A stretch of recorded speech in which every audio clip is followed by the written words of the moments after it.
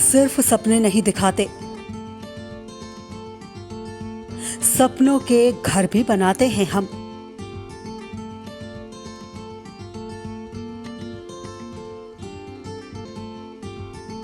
इरादे हो उड़ने के तो हौसलों को पंख लगाते हैं हम।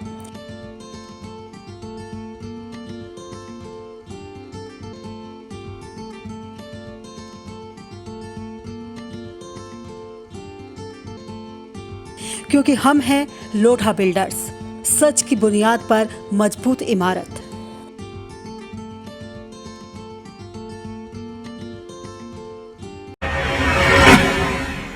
स्वागत है आप सभी का इंडिया लाइव 24 में। आपके साथ मैं हूं राखी खंडूरी, हाजिर हूं तमाम छोटी बड़ी खबरों के साथ। तो चलिए करते हैं खबरों की शुरुआत। कंगना रनावत और उद्धव ठाकरे मामले को लेकर श्री राम जन्मभूमि तीर्थ क्षेत्र ट्रस्ट के महासचिव चंपत राय के विवादित बयान के बाद साधु संतों का आक्रोश खत्म होने का नाम नहीं ले रहा। वो लगातार किसी न किसी तरीके से अपना विरोध जता रहे हैं। इसी को लेकर राम जन्मभूमि के बाद सबसे प्रतिष्ठित मंदिरों में से एक अयोध्या हनुमानगढ़ी में संतों ने उनके खिलाफ विद्रोह का बिगुल बजा दिया है। यहाँ के हनुमत यज्ञशाला में चंपत राय की बुद्धि शुद्धि का यज्ञ का आयोजन किया गया और उनके खिलाफ नारे लगाए गए।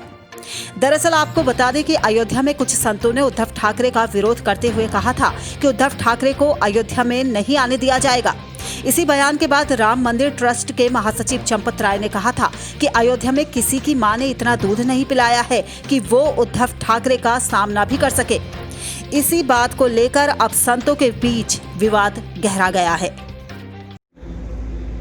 महाराष्ट्र पालघर में संतों की निर्मम हत्या को लेकर लगातार हमने धरना, बैठक, अनशन हर चीज़ किया।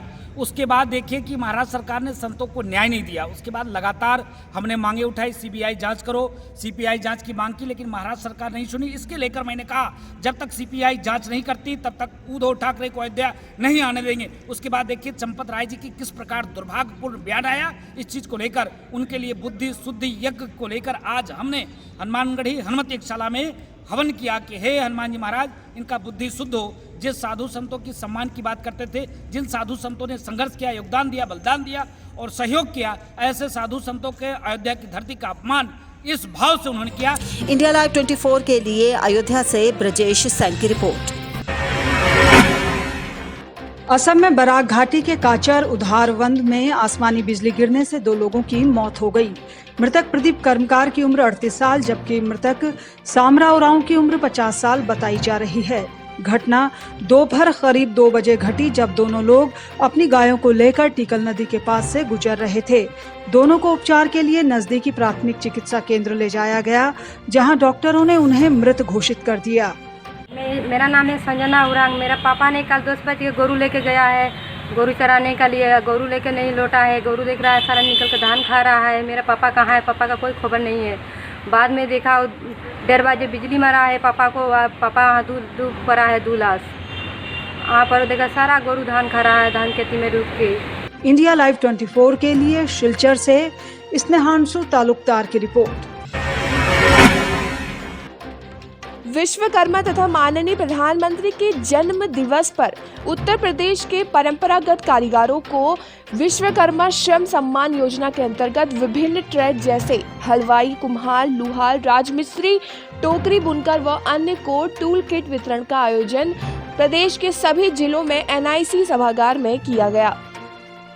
विश्वकर्मा श्रम सम्मान योजना से जुड़े हुए कारीगरों की आर्थिक स्थिति को सुदृढ़ करने हेतु जनपद के 4 लाभार्थियों जिनमें मोहम्मद शाहिद खान को 40,000 रुपए, दर्जी ट्रेड सविता शिखा कोमल रानी को 50-50 हजार रुपए का प्रधानमंत्री मुद्रा योजना के अंतर्गत ऋण स्वीकृति पत्र वितरित किया गया। इस आयोजन में एनआईसी सभागार में जिलाधिकारी, मुख्य विकास अधिकारी, उपायुक्त उद्योग, अपर सांख्यिकी अधिकारी व अन्य विभागीय कर्मचारी उपस्थित थे। इंडिया लाइव 24 के लिए मुजफ्फरनगर से अमजद रजा की रिपोर्ट। समस्तीपुर में स्थानीय विधायक अख्तरुल इस्लाम शाहीन ने ताजपुर प्रखंड के बाघी, आधारपुर, भैरवखड़ा और शाहपुर बखौनी पंचायत में 3 करोड़ 40 लाख रुपए की कुल 7 सड़कों का उद्घाटन और शिलान्यास किया। इस दौरान उन्होंने अपने 10 सालों के कार्यकाल का लेखा जोखा भी रखा, साथ ही अपनी उपलब्धियां जनता के सामने गिनाई। इस दौरान विधायक ने कहा कि मैं हमेशा अपने क्षेत्र की जनता के दुख सुख में हमेशा उनके साथ खड़ा रहा हूं और क्षेत्र की विभिन्न जगहों पर लोगों को कई योजनाओं की सौगात दी है। मैंने अपने पूरे कार्यकाल में अपना काम पूरी ईमानदारी के साथ किया है और इसीलिए अब तक जो मैंने मेहनत की है उसकी मजदूरी मांगने आया हूं। इंडिया लाइव 24 के लिए समस्तीपुर से नीतेश कुमार की रिपोर्ट। और यहाँ पर हम रुक रहे हैं एक बहुत ही छोटे से ब्रेक के लिए, लेकिन आप कहीं जाइएगा नहीं, हम जल्द हाजिर होंगे।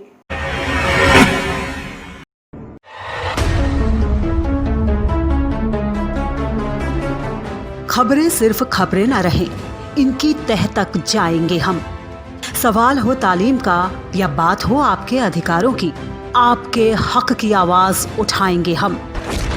सीमा पर जवान से खेत में किसान तक, हिंद के हर योद्धा से आपको रूबरू कराएंगे हम। पड़ोसी की चाल से अपनों की ढाल तक, हर मुल्क के नजरिए को आईना दिखाएंगे हम। आंतरिक से अर्थ तक और रक्षा से विदेश तक, आपके लिए हर नित के मायने आपको समझाएंगे हम। तिरंगे के रंगों से उभरी हर तस्वीर तक, ग्रामीण भारत से वैश्विक भारत तक, देखिए हमारे साथ सिर्फ इंडिया लाइव 24 पर।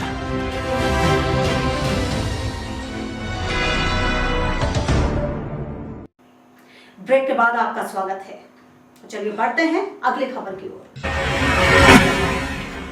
देवास जिले की तहसील सोनकच्छ के पास नगर पिपलरामा के किसान अपनी सोयाबीन की फसल जलाने को मजबूर हैं और ये नज़ारा यहाँ किसी एक किसान के खेत का नहीं, बल्कि हर वो किसान जिसने सोयाबीन की फसल बोई तो बड़ी मेहनत से थी, लेकिन जब फसल काटने की बारी आई तो उसे जलाना ही मुनासिब समझा।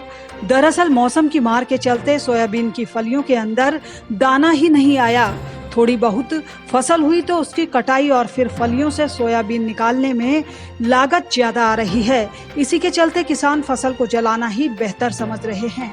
हालांकि फसल खराब होने पर सरकार मुआवजा देती है और फसल का बीमा भी इसीलिए कराया जाता है, लेकिन सरकार है कि खराब फसल का सिर्फ सर्वे कराकर खाना पूर्ति कर रही है और कई किसानों की फसल का तो सर्वे भी नहीं किया गया। ऐसे में वो किसान ज्यादा परेशान हैं जिन्होंने कर्ज लेकर फसल बोई थी। परेशानी और क्या है? ये सोयाबीन की हालत है, फलन की वजह से आफत आ रही है। ये सोयाबीन इतने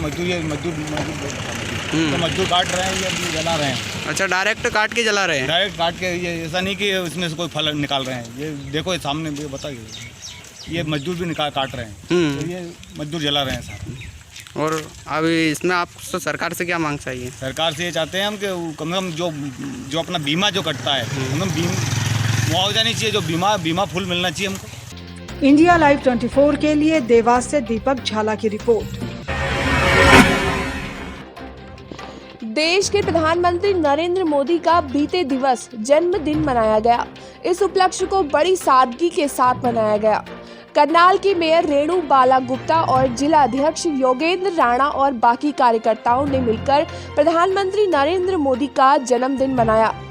उन्होंने रामनगर इलाके की मार्केट में जाकर कपड़े के थैले बांटे और पॉलिथीन इस्तेमाल न करने का संदेश भी दिया।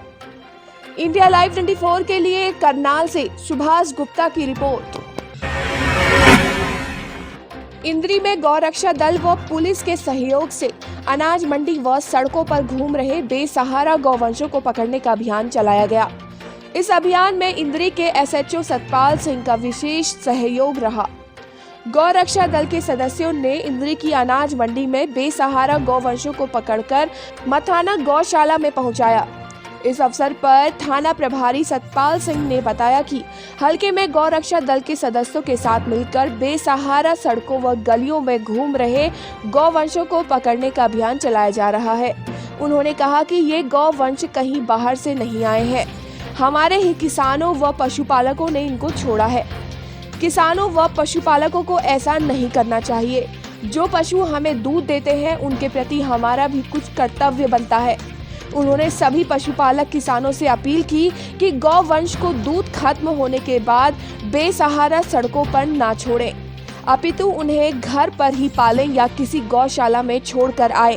हमने गोरक्षा दल की एक टीम के साथ मिलकर एक अभियान चलाया है। जो लोगों ने आवारा गायें सड़कों पर छोड़ रखी हैं, ये रात को बड़ी इनसे दुर्घटनाएं होती हैं, रात को दिखाई नहीं देती, काफ़ी दुर्घटना होती हैं। उनको रोकने के लिए हमने एक अभियान चलाया मिलकर गोरक्षा टीम के साथ। भी जितने भी पशु गायें आवारा मिलती हैं इनको पकड़कर और गौशाला में छोड़ेंगे। इंडिया लाइव 24 के लिए इंद्री से अमित कुमार की रिपोर्ट।